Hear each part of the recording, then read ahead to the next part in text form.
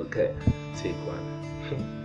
Ndithi makhe ndithathele ithuba khe ndizityinyatha ndichube ndicingathe ndiqelise inkonde zichube umbona zizombelela khe ndithethe ngale nzwakazi entle elencume lokukhitha kuthi chuncebe ndolitsho igama lale nzwakazi uAdam. Hayi, andithethi ngoAdam owaphosa umyalelo watya emyezini wase-Edeni, nto nje ndithetha ngale nzwakazi bathi nguAsanda Adam. Ndisolitsho igama lale nzwakazi nditsho benombono xesha benephuma esizalweni esikanini abazali bakhe besithi Asanda. Okudala ndihamba imijikelo kweli hlabathi kodwa zange ndayibona inzwakazi ezithobe kanje enentliziyo efudumele eqhelisa unina esonga abantwana bakhe. Athi xa ehamba kuvukatheka umhlaba ngesithozama kuqhelisa ukuwa komthi omkhulu. Athi xa encuma kube ngathi kukufika kwenhlakohlaza ehlomisa umhlaba ngobuhle.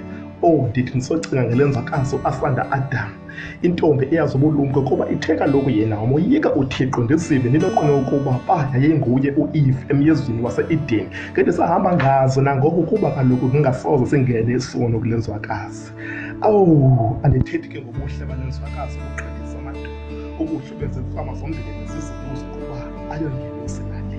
Ilizwi lakhe limbuli ebenza izithunywa zibuze kuba ingaba ayiyo na ingenisi nale.